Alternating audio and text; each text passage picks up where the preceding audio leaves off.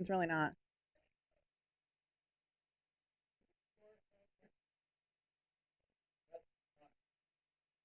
Uh-oh, something's not.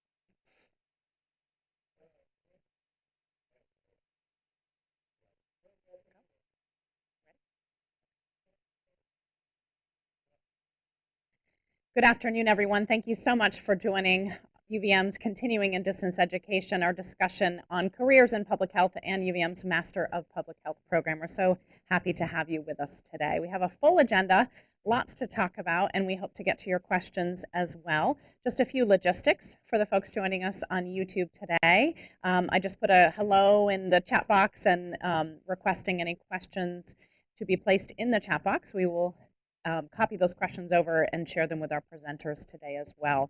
And throughout the presentation, if there are questions that we don't get to, we will do our best to answer those, and Kelly on our team will also put up our email address throughout the presentation. So I wanted to share with you a few things that we're going to go over today. We'll do quick introductions, and then we're going to talk about what is UVM's Master of Public Health program and what is unique to UVM's program as well. Public health issues and public health crisis in America, there are a variety, and it's really interesting to consider the depths and the breadth of some of the public health issues that we are facing in our country. We're going to dive deeper into two areas of public health, epidemiology and global health. And we're also going to talk about career opportunities in those specific areas, but broader career opportunities as you consider a career in public health as well. And we also have our advisor who works very closely with our Master Public Health students, and she will share with us some of the questions that students ask and that process to consider joining the Master Public Health program as well. So thank you so much for being with us. My name is Nicole Fenton. I have the pleasure of working at UVM's Continuing in Distance Education Department.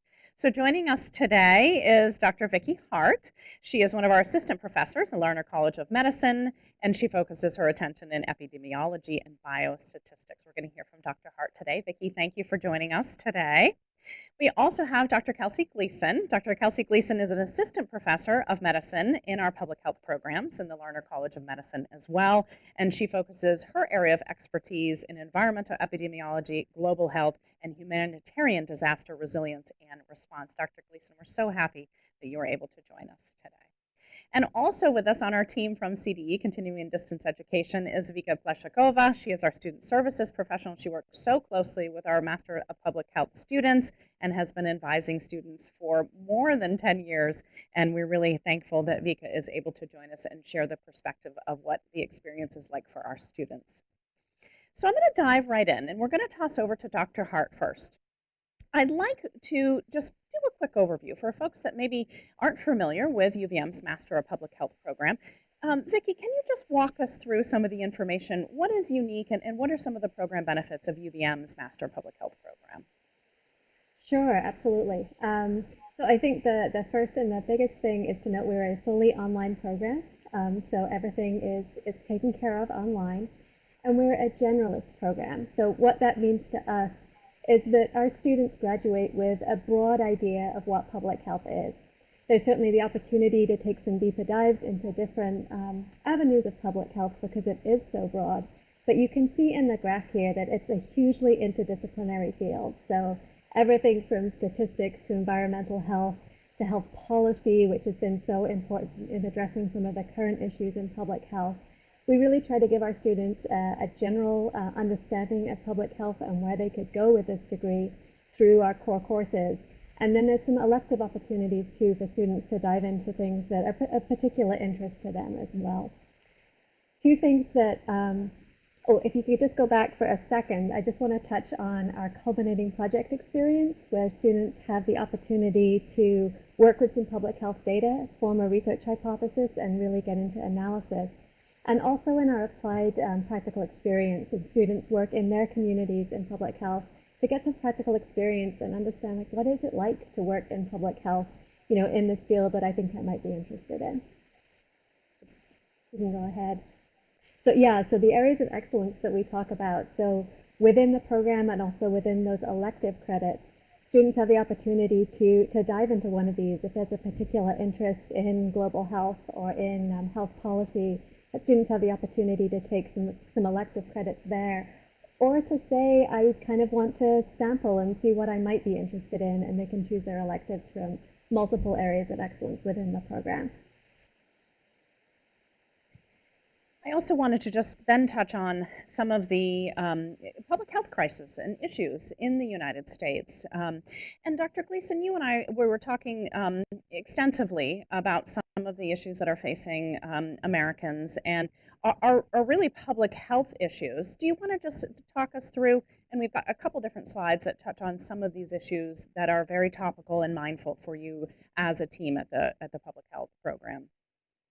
Great, thanks, Nicole. And I think that you're spot on. You know, when we think of public health, we often think of communicable diseases like COVID-19, or we think of non-communicable diseases like diabetes. But there are many structural and societal determinants of health, such as racism, and we're seeing that a lot in the news nowadays. And at its core, racism is a public health issue. Racism is something that we refer to as a social determinant of health, and a social determinant is a condition in which we are born and where we live, work, and play. It's where we spend our time. So a social determinant like racism is a key driver of health inequities. So for example, racism is highly linked to chronic stress. Chronic stress caused by discrimination can trigger all sorts of things and cause a cascade of adverse health outcomes. And racism, which can be both intentional or unintentional, affects the health and well-being of individuals and communities, and it really stifles progress. And I just want to reiterate that it is a public health crisis, and it's not one that we often think about when we hear the term public health, but it is a public health crisis.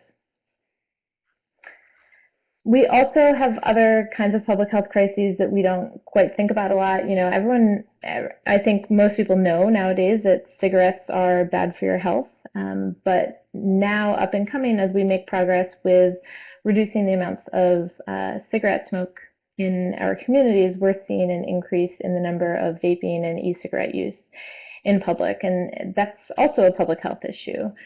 There's other public health issues like gun violence in America. We don't often think about that one either, but gun violence is not only tied to things like mental health issues, but it's tied to all sorts of other adverse public health outcomes. And the next slide shows that affordable health care is a real public health issue. And affordable health care has a cascading effect as well when we think about access to health care in marginalized communities and other social determinants of health that allow or inhibit access to health care. And thank you so much for pointing that out. I think it's really important for all of us to understand that these issues, back to your point, while you may see these things happening in our community, we might not think of them as public health issues, but they indeed are. And I just really appreciate you bringing that perspective and also recognizing that the team at the Master of Public Health program at Larner College of Medicine and the continuing distance education and Greater UVM is exploring ways as to how we as a educational institution help to bring these issues, not just racism, but gun violence and various different other public health issues to the forefront so that we can increase the education of our community members as well. So in particular, as racism is a public health crisis, there are work being done behind the scenes for all of the teams here at UVM to increase the opportunities for education, reviewing of curriculum and policies so that we can continue this conversation in a constructive and productive way. I wanted to come back to Dr. Hart because epidemiology is at the core of what you do and love. And I think that disease detectives probably are some of the most high profile careers at the moment because of the pandemic. And so could you just walk us through what is epidemiology? And then we have a few slides as to what do epidemiologists do. For sure, yeah. So I feel like the country and the world in general has had a crash course in epidemiology over the last several months. So epidemiology is really concerned with the cause and spread of disease. And I've been putting together my EPI class for the second half of the summer. And really, coronavirus has offered such a rich source of examples of what epidemiologists do and how epidemiologists affect public health and public health policy.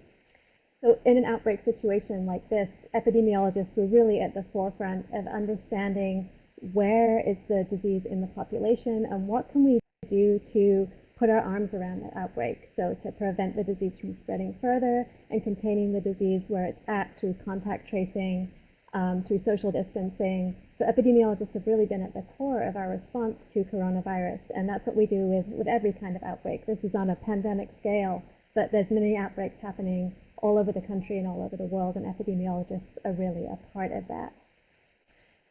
Epidemiologists also think about, if we put infectious disease and coronavirus aside, epidemiologists are also looking at things like chronic diseases, which are a real problem in our community: cancer, heart disease, respiratory disease, and trying to figure out what are the risk factors that are associated with those diseases, and also where do those risk factors live. And this is where we get back into some of those social determinants and some of the issues that Kelsey was talking about.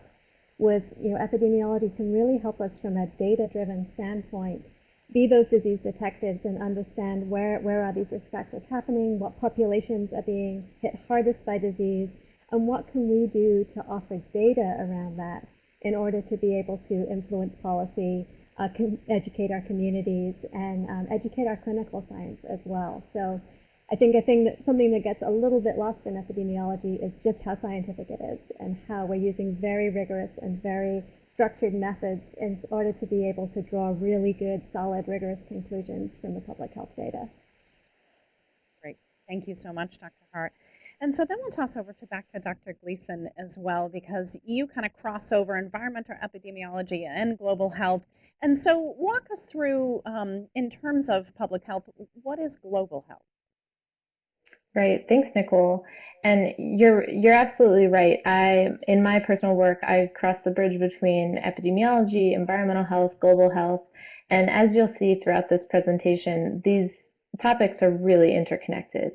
And so global health is the specific study of improving the health and achieving equity in people worldwide. So this is not on a local community scale, but on a global scale. And global health is mostly focused on marginalized or vulnerable communities in the international sphere. But within global health, there's different sectors as well. So within global health, you can work on areas of healthcare access. So that's improving healthcare for people like refugees or other displaced persons. There's humanitarian assistance. So when a disaster strikes, either conflict or natural, global health practitioners with a public health background are needed to mitigate the effects of those disasters. Many people in global public health work on maternal and child health to reduce the number of mortalities and infant deaths throughout the world.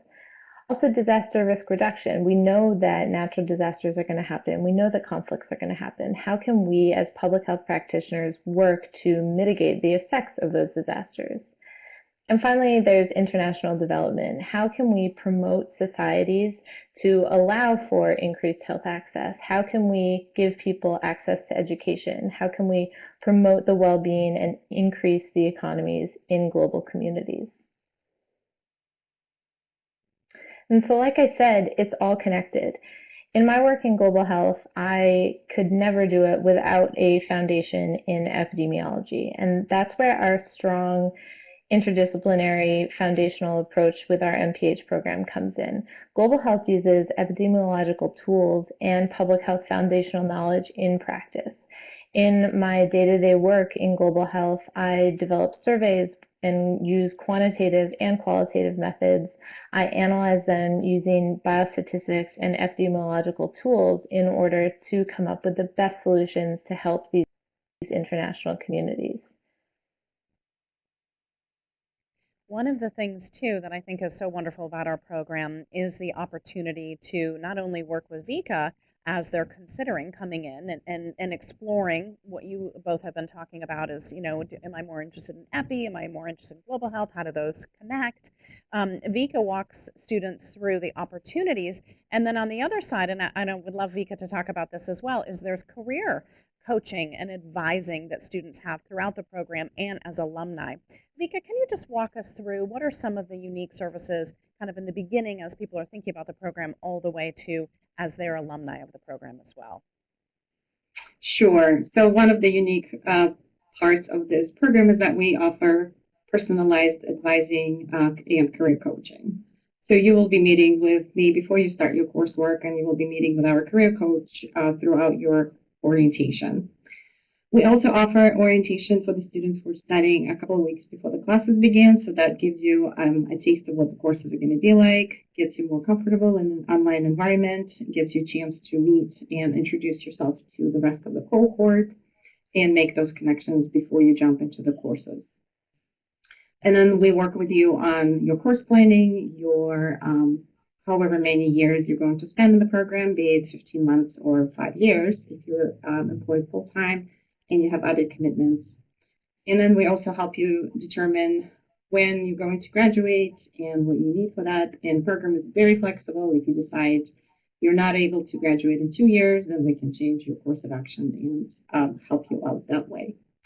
As part of the career coaching, you will be working with Heather, who is helping students with their interviewing skills, resume writing, cover letter writing, and also creating your LinkedIn profile or electronic portfolio and connecting you with a vast network of our current public health students or public health alumni. And also you will be assigned a faculty advisor who can help you with determining your career, or if you're interested in specific concentration, whether it's quantitative aspect like epidemiology, biostatistics, or global health, then you will be working with either Dr. Hart or Dr. Gleason. And as far as the advising goes, like I said, it's personalized and it happens entirely online. It's up to you how you would like to meet with me. We can have phone appointments, we can have Zoom, Skype meetings online. Everything happens in the virtual space. And I know you get this question a lot as people are considering the program. What can I do with a Master of Public Health? And this slide is not inclusive of everything. I certainly know that, but do you get that question often, and what usually is your response, Vika? Well, the beauty of it being the multidisciplinary generalist program is that you can take our MPH in any field you would like. Whether you're a career changer or you're just changing the jobs within the department that you're working on already, we can help you apply your skills and the knowledge that you've gained throughout the MPH to best apply them. And that's where our career coach comes in and helps you determine your best interests.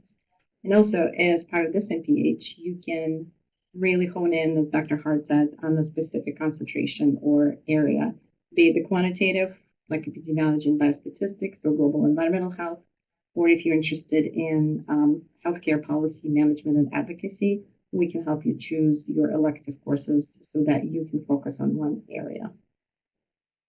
And also connecting MPH students to the alumni so they can, for example, if it's all online, of course, but we can help you connect with somebody from your home state or even hometown so that you can make those connections and ask the questions from the students and gain from their experiences as well.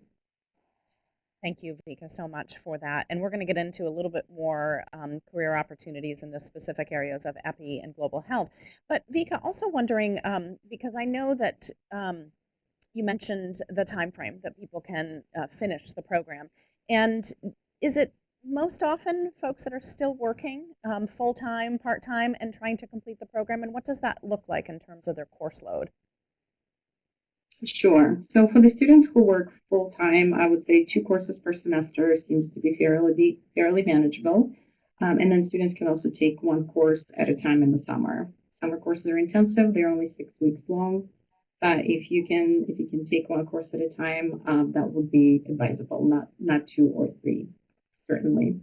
You have maximum of 5 years to graduate, so we can cater the courses and schedule each semester so that you are able to not only focus on your career, family, other obligations, and be successful in the courses as well. And we have I would say about 75% of our students who work full-time. and the financial aid is available, so that's another draw. And right now, as students, some of the students whose work hours may have been cut down or they lost their jobs, they choose the field of public health because they know they can find employment after they graduate. And like I said, financial aid through federal loans is available. Good point. Yeah, thank you for sharing that perspective. I appreciate that. Dr. Hart, I want to come back to you because, as you mentioned earlier, epidemiology has been in the spotlight due to the coronavirus pandemic. Um, and while just detecting how the disease started and spread is certainly probably the sexier job of epidemiologists, but what are some other things that folks can do if this is an area that they're interested in? Sure. Yeah. Thanks, Nicole. So there's a multitude of things that epidemiologists can do, and I feel like students in and graduating from the program at the moment are in a whole different world when it comes to careers in epidemiology. Certainly, for the first time in my career, when I say I'm an epidemiologist or interested in epidemiology, people actually know what I'm talking about. So it's a really great time to be in this field and in public health. So epidemiologists, like I said before, in an outbreak situation, certainly involved in contact tracing and some of those immediate activities. But also, as you can see on the slide here, there's a number of different ways in which people can apply epidemiology. Because it really is a system of methods, those methods can be applied to research, to public practice, to public health interventions, to overseeing public health programs. So it's a very broad array of things that people can do as epidemiologists. One thing that I think is going to be really an important role of epidemiologists going forward as we come out of this outbreak is understanding or being able to provide data-driven and evidence-based information about how we need to change our policies and how different groups of people or ages of people are affected by disease and what that means for us on a policy basis. So epidemiologists can really play a big role in providing those data and those data-driven, evidence-based kind of information to our policymakers in order to make the best healthcare policy that we can. I also want to give a shout out to research in epidemiology and research in public health in general, that epidemiologists are a huge part of that along with biostatisticians, again, to provide data-driven information that we can use then to create public health interventions and go forward. Great. Thank you very much for that perspective and diving a little bit deeper. And Dr. Gleason, we're going to come back to you because folks might also be interested in global health, and it seems a very broad term. And so what are some different opportunities that folks could go into in this particular field? Right. Thank you, Nicole. And as Dr. Hart mentioned, there are so many different directions that you can take a career in epidemiology, in global health, and in public health in general. And this is just to name a few. I think one of the most important things to note about public health is there's no one-size-fits-all approach. There are so many different career opportunities within the public health sphere and within the global health sphere as well. One of the things about working in global health is typically, though again, not always, typically there is some sort of international component. You can either be based internationally or you can be based in the United States and have occasional travel overseas. Generally, the travel is one of the perks. So if you're interested in global health, that might be something that would draw you in. The different career opportunities are things like research think tanks. So you could work for a for-profit institution that is contracted to provide research and information for different non-governmental or governmental organizations. You can also do consulting. This is also a for-profit option. And by for-profit, I mean that you will probably make more money in those two fields than you would if you worked for a non-governmental organization or an NGO. You could also work in academia. So as Dr. Hart mentioned, this is the research part of things. So a huge part of our jobs in academia is to actually not only do teaching, but also do research to support the evidence base in the field of public health. There's a lot of global health work within the US government. The government is really interested to learn how best to help other countries. And also the United Nations, so internationally based, but also you could be based here in the United States. One that people often don't think about is the military. The United States military does a lot of work with global health, a lot of international development work, and a lot of conflict resolution work. And as I mentioned earlier, you could also work for a non-governmental organization. These are organizations like UNICEF, Save the Children, Doctors Without Borders, many, many different types of NGOs work in the global health sphere.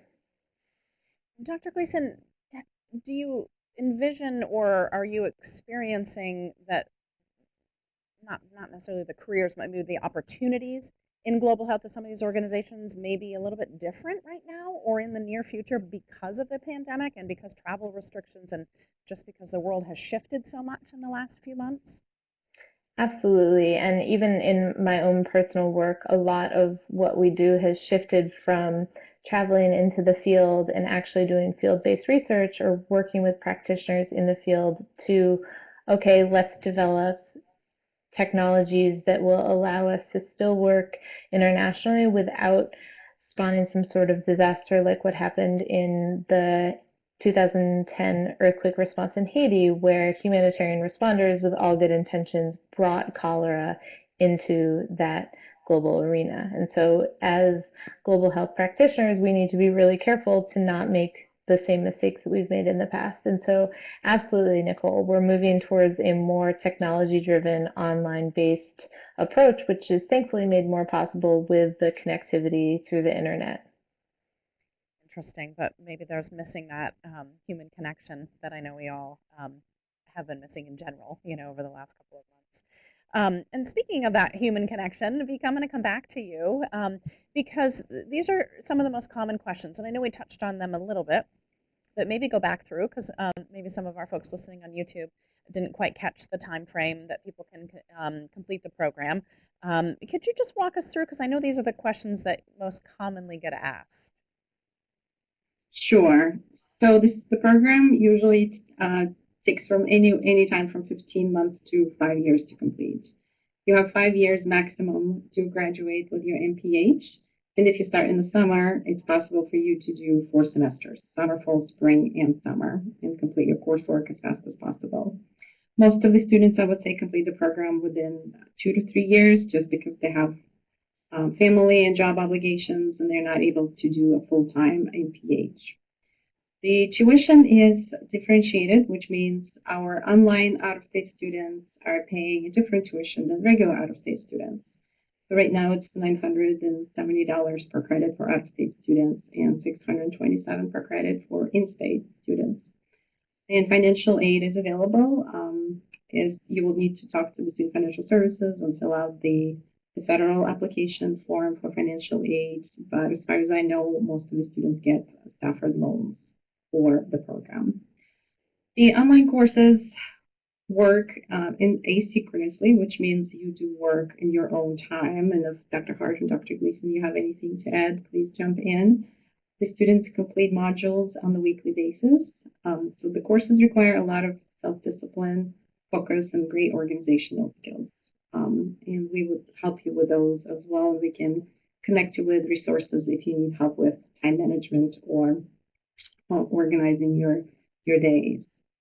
And you will have to complete the work on your own time, but of course you will have deadlines for project assignments and tests. As we mentioned before, there is no concentration within our MPH. We are a generalist program, but you can create your own mini concentration by focusing your electives, which you will need 3 electives in a certain area. So that way you can hone in on the specific area within the public health that you're interested in. Right now, we don't have any internships, and of course, with the pandemic, things have changed. And we do help connect students with the local nonprofit organizations or communities that may accept students to do some work or community service for them. And also, as part of your MPH, you will have to complete an applied practice experience, which will require you to complete at least 20 hours in the field of public health. I think you make a great point too, Vika, and maybe I'll just toss over to Dr. Hart for a moment. Can you walk us through what is an online course in our MPH program, not in terms of the subject, but what does it look like and the kind of routine that folks get into and what can they expect to find in terms of the lectures and the style in our courses? Yeah, absolutely. And it does vary a little bit course by course, but we really do have a structure, as Vika said, that's an asynchronous online course structure. So that means that there are no particular times when a course will meet, so you don't have to be at your computer at any certain time, and there's no live sessions, which gives students, especially those students who have families and are working, the opportunity to be in the material and to be working in the material on their schedule. This doesn't mean that we don't have opportunities to connect during the course or that you're alone behind your computer not connecting with anybody during the course of your study. We do build in a lot of different things, either videos, discussions, opportunities for guest speakers, things like that, in order to keep the connection, to keep you connected to your public health peers, and to keep the courses interesting because it is, more difficult. There's a lot of self-motivation involved, and we do recognize that and try to cater our courses to that. So most courses each week, you'll have a full week to complete the work. And there are deadlines each week or each module, depending on the structure of the class, so that you are having to keep up with the material throughout the semester, and you don't have that opportunity to fall way behind. So we help you with that time management and catching any issues really early. And then each module has a collection of lectures, maybe some readings, those assignments, and maybe a discussion assignment, or the opportunity to connect with your peers over the learning material as well. Great. Thank you for that overview. I really appreciate that. That was a great point to raise too, Vika. Vika, I'm going to come back to you. So what do people need to do to consider to apply for the program? Sure. So what we're looking for is the basic understanding of science and math or statistics because you will be taking highly quantitative courses like epidemiology 1 and 2 and biostatistics. So we want to make sure that you're coming in with a set of skills that will help you throughout the program. Having said that, we also won't turn you away if you are missing a course in math or statistics from your college work. We will guide you and advise you the best we can so that you are prepared, whether it's taking a course at a community college before you come or completing, getting admitted on condition and then completing a quantitative course with passing with a grade of B, for example. Of course, we would need a bachelor's degree from an accredited college or university, and we do not require any standardized testing. I know some students are afraid of GREs or GMAT. You do not have to do that for us. We require 3 letters of recommendation and an online application form, a personal statement, of course, and the resume if you wish to submit, and transcript. We will review your application with unofficial transcripts for the sake of time, but we do ask that you provide the official ones at some point. And you also have to submit a graduate application form online, and $65 fee is applied to that. So we have the deadline is approaching for the full semester. If you'd like to start in the fall, we will review applications until August 1st. And we also admit students for spring and summer start as well. And that's the beauty of the program because you can be flexible. You can start the program anytime. And then December 1st is the deadline for the spring start. Vika, can you touch on what the accelerated MPH program is, and just in case we have any UVM current undergrad students or family members that may have at undergrad, can you explain what that is too? Sure. So Accelerated Masters in Public Health is designed for the students to take 2 or 3 public health courses in their senior year. So they will have to apply by April 1st to start in the summer of their senior year or May 15th to start in the fall. So we will help them identify the courses that they will be taking, and those courses can be applied towards their undergraduate degree as well.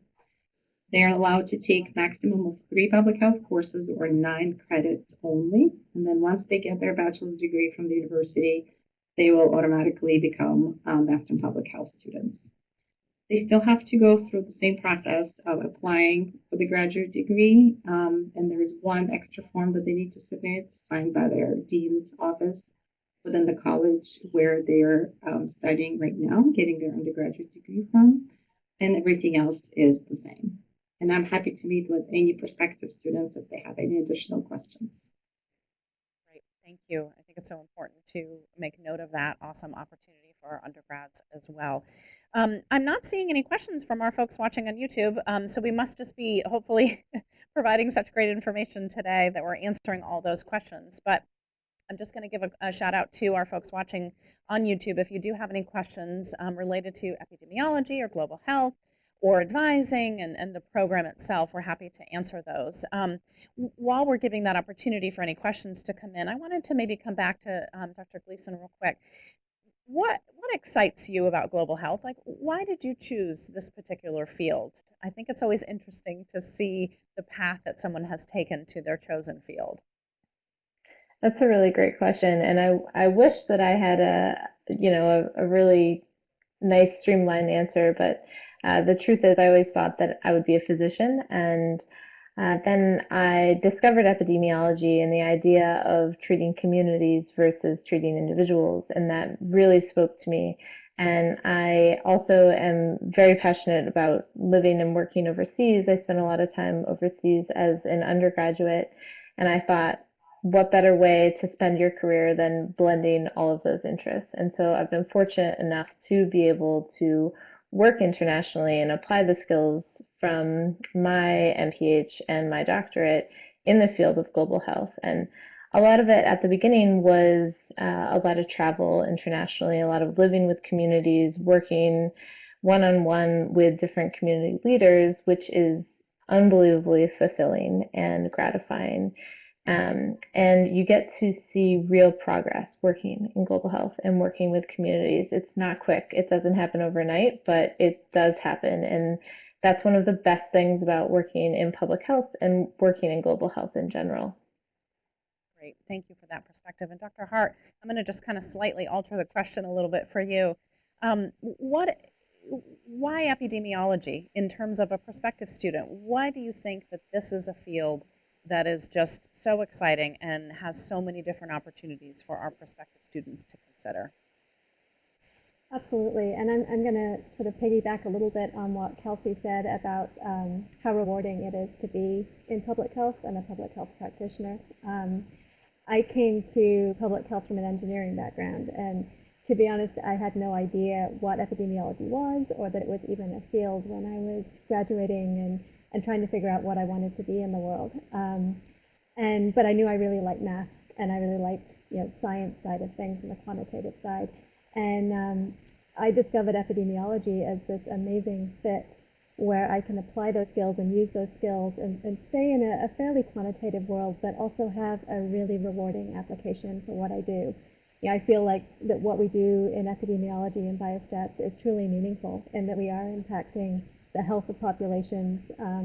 We're able to make advances even before clinical science can do so, just by saying, look, we're seeing this happening in this population. We're not sure why, but we can put in public health intervention in place and improve the health in our communities. And so I think when you ask why epidemiology, I mean, yes, it's in the forefront. There's a lot of information about it out right now, but really from a passion standpoint, it's because you are working to improve the health of communities and having a real impact in that. Great, thank you for that perspective as well. And as we had seen on some of the slides that Dr. Gleason went over, there's a lot more issues and broader issues that public health encompasses as well. We do have a couple questions, and Vika, I'm hoping that you might be able to help us with this first one. And I bet you get this one as well. What are the distinctions between the certificate program and the master's program? Can you walk us through that? Sure. So the Certificate of Graduate Study in Public Health is 18 credits. So you will be taking 6 courses needed for the certificate versus you do 12 in the Masters in Public Health program. We offer 4 certificates. One is the General Public Health Certificate. The other one is Global and Environmental Health.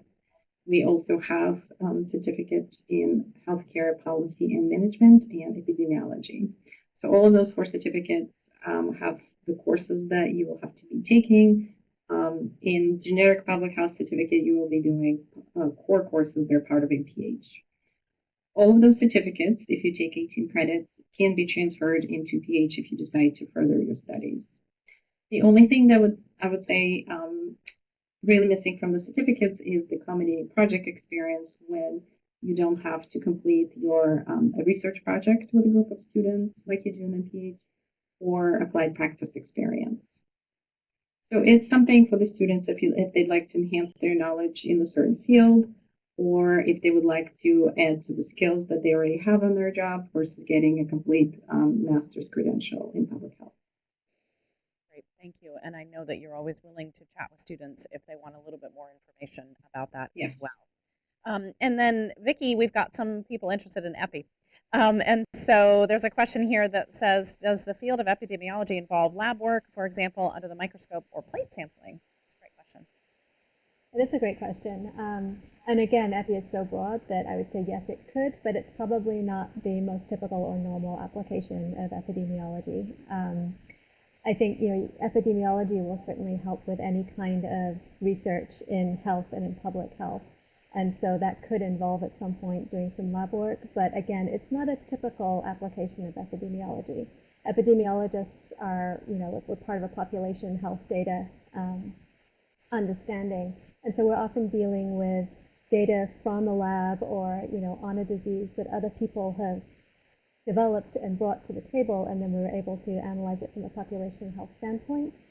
But it's not out of the question. I certainly wouldn't rule it out. If that was a real interest in combining epidemiology with some kind of lab science, it could definitely be done. Great, thank you so much, and thank you for that great question. We also have a good one from Jennifer. And Vika, this might be directed a little bit more towards you.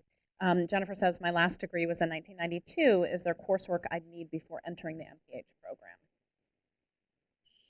Sure. We would probably like to see your transcript, Jennifer, ahead of time and recommend anything that you might need to take ahead of time.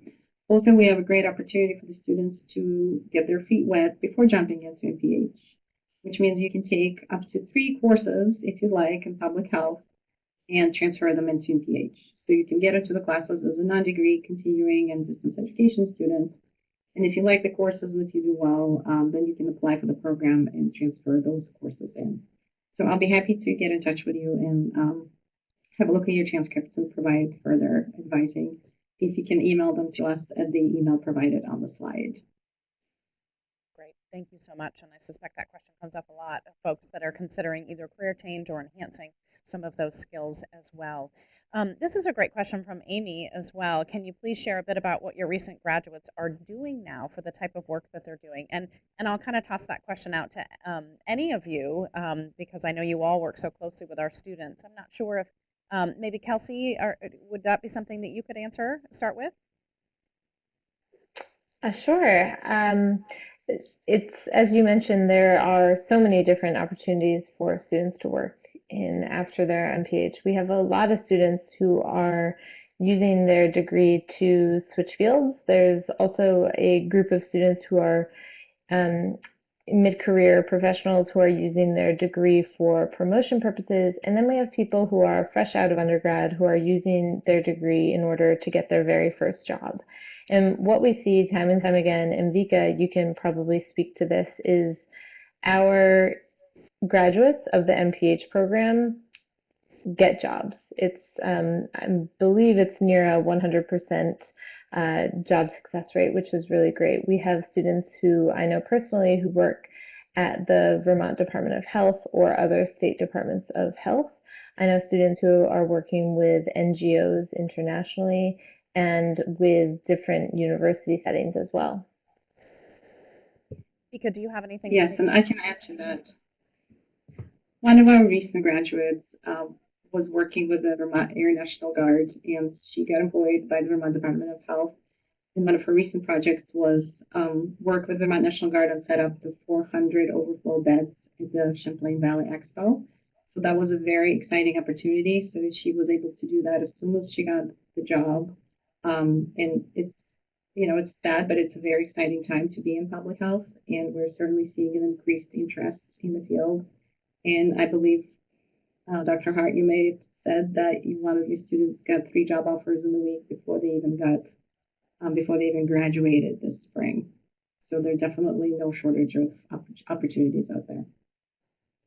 Yeah, Dr. Hart, do you want to maybe chime in? Because I think you also work so closely with our students. What are some areas that they've gone into that you've seen? Well, yeah, like Vika said, I was working with a student, and she had 3 interviews before, right in the week before graduation, and got offers from all 3 of those jobs. So that was really encouraging, and she's a great student. So I give her a lot of credit for that. Um, like Kelsey said, a lot of our students are mid-career, so they have work that they're doing and maybe transitioning into something new or looking for promotion. But for the students that I've worked with who are either not working and starting to work, or just right out of school and looking for their very first job, we do see a lot at the State Department, but I've also worked with a lot of students who are working with nonprofit organizations. I have a student who's working with Vermont After School, which is looking at what students are doing in that third space, so that time after school, maybe before their parents are home from work, and how we can encourage healthy activities, healthy behaviors that don't lead to problems later in life. So she's doing some good work there, and we're working on a biostats problem in her work, even now. So I think, yeah, it's a very broad array of what students are doing. I know a student who's working in the education system.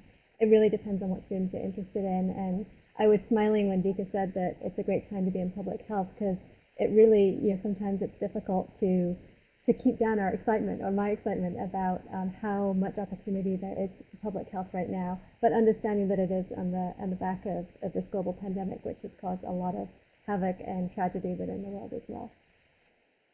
Great, thank you so much. And Vicki, just keep your mic on for a sec, because we have another question. Just salary range, I think that's always a good gauge. And I suspect Vika may point our prospective students to some resources as well, where they could look at salary ranges. But Dr. Hart, do you have a perspective for the student as to kind of the range of salaries in epidemiology positions? Um, I don't want to put any specific numbers behind this, because, as Kelsey said, a lot depends on the type of work that you go on to do after your degree. So if you end up working in a for-profit institution, it's going to be very different than academia, which is going to be very different from a nonprofit organization. What I can say is that if you Google salaries in epidemiology, there are some great websites out there that do give that range of salaries, so that you could really see, okay, I'm interested in working in this field. What might I expect here? So that's as much as I'm going to say on that. Vika, do you point students to anything in particular to look for that kind of information? We can certainly explore some resources depending on where the students are and what organizations or companies they're interested in. The recent number I saw was for the epidemiologist was in the range of $60,000 to $80,000 a year. Thank you. I think it's always good to just try to ground yourself as to what kind of range you're even considering. Great. Thank you so much. And thank you for all the great questions. It sounds like the questions are kind of slowing down. And so I just want to give an opportunity to say thank you to all of our presenters today, Dr. Hart, Dr. Gleason, and Vika Pleshakova. Thank you so much for being with us and answering questions from our students, and showing and sharing your enthusiasm for public health. This is being recorded, so I did want to share that out to our folks watching today. We will send the recording out as soon as we can, and we'll share any of these resources and links that folks have been talking about today too. So have a wonderful afternoon. Please stay safe, stay healthy, and we hope to hear from you soon about UVM's Master of Public Health program. Have a great afternoon.